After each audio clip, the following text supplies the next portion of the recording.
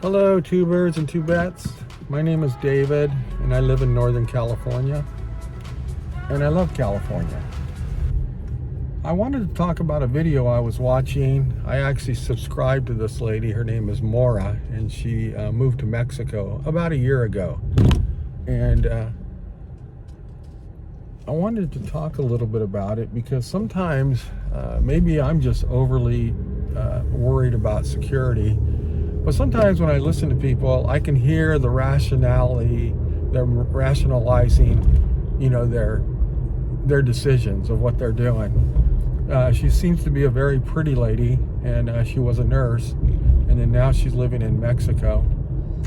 And my wife and I purposely haven't gone to Mexico for many years, and my wife just kind of refuses to go to Mexico because of how dangerous it can be, for tourists and stuff. Now, some people like Mora is going to say, well, it's only in certain areas and it's only here and it's only there.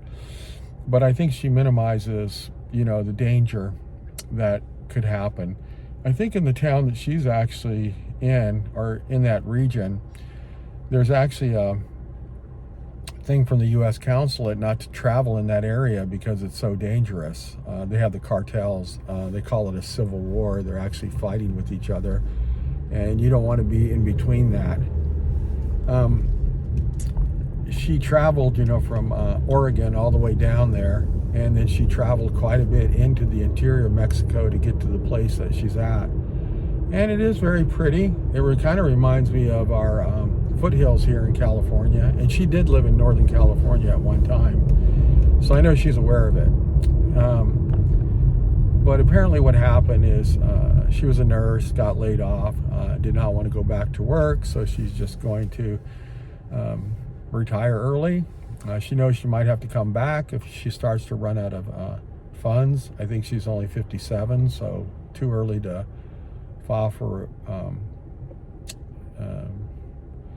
retirement, Social Security, but maybe she's collecting unemployment. I don't know.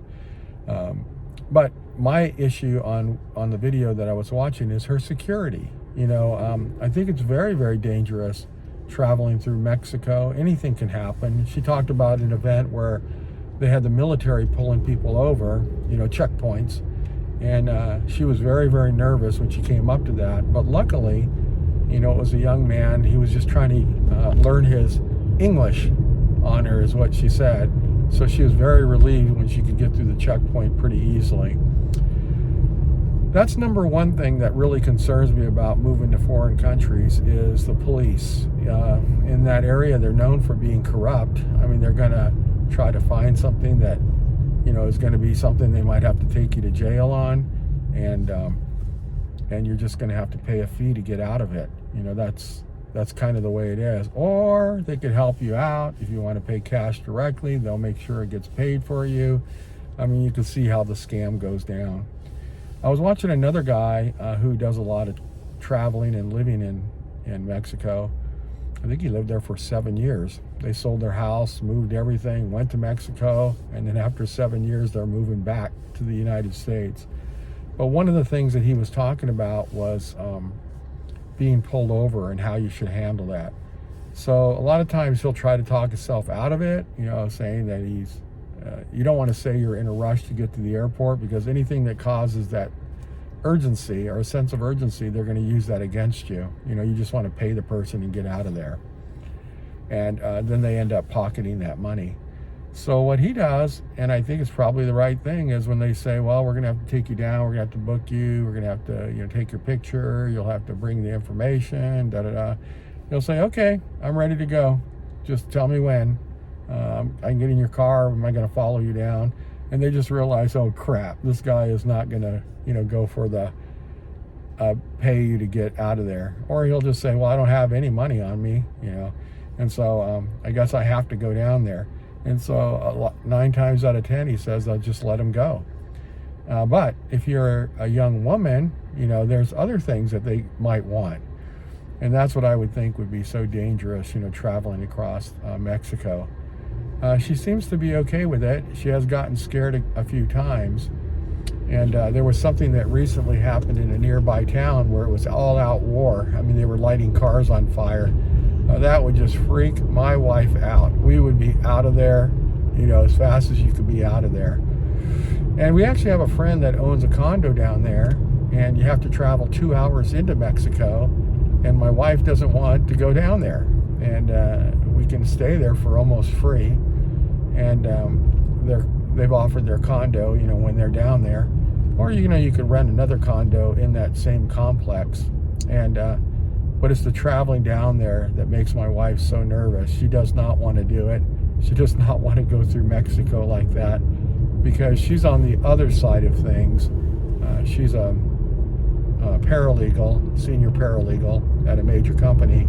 So she can see the accidents and things that happen. That's all she deals with is people that have these accidents or crimes that happen to them, or accidents with their cars or accidents with hitting people.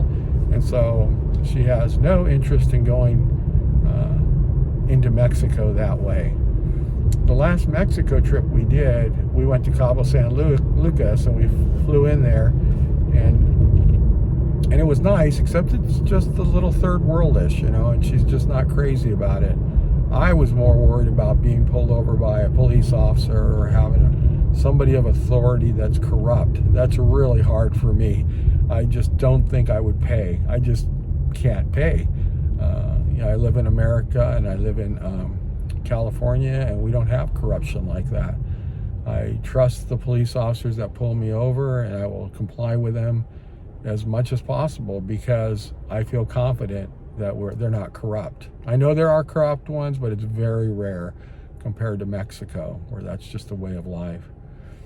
The other thing is that I noticed this lady Mora, in her videos, I can see her getting actually prettier and prettier and prettier. And I have noticed that with some bloggers that, they realize that their presence is important. So they'll end up, doing more makeup, getting their hair colored. You see their color of their hair changing. They're trying to pretty themselves up for YouTube. But I think the problem with that is you're prettying yourself up to attention from other men, single men down in that area. And it doesn't have to be the cartel, but you got a lot of the guys that are lower level cartel members or want to be in a cartel member that are just sitting around, looking for something to do. There was a show that I watched called Smuggling Abroad, where a lady was living down there. She's from Canada. She's actually in her 70s. And they had a group of these two guys. They came and they actually took her dogs away from her. She had these two little dogs, and she held them, and she's very, very close to her dogs. So they knew that this is something that's really important to her. So they initially wanted $10,000 to give her the dogs back. She just didn't even have the $10,000. But she ended up settling on like $5,000 just to get her dogs back. And they were threatening to kill them and, everything that you could imagine. To her, they were like her kids. I noticed this Mora has two dogs, big dogs, and that's exactly what they'll do, is they'll use that as leverage against you. They see you're American, and they'll want to kidnap your dogs and, get money from you based on that. And it's pretty effective, when you can't go to the police because they're corrupt, and then you've got these lower level cartel members, terrorizing the town. She talked about when they had a problem opening the door on her Verbo, I think it's a Verbo, where it's a rental that she had, and it has a long key, she said, and they tried to open it and they could not open it. And apparently what had happened was she had turned the lock on the inside, and so they couldn't get the key to open the door. Wouldn't go all the way in because it was locked from the inside, which means that if somebody had a key and they were trying to get in your house and you're in the house, you can actually lock that deadbolt. They cannot get in your house. But she had locked it and then left and went somewhere, and had she not had the help of these local Mexican men, she would not have been able to get back in. She had to call the landlord, or she had to go through the sister of the landlord, and she had to come over. Somebody had to go up on the roof and jump through a window, break through a window to open it from the inside.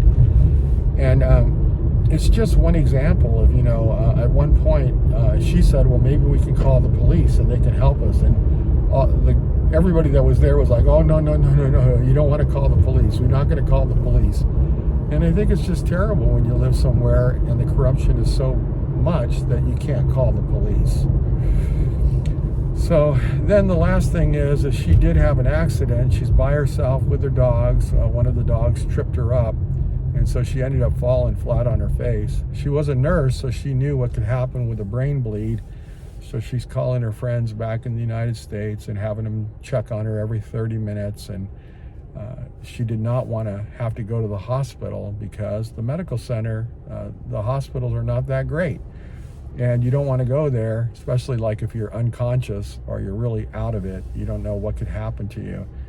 And so first thing for me always is security. Not as much for me as it is for my wife. I just don't want to be in a place where something could happen to us both, but mostly to our wife. And then second thing would be medical care.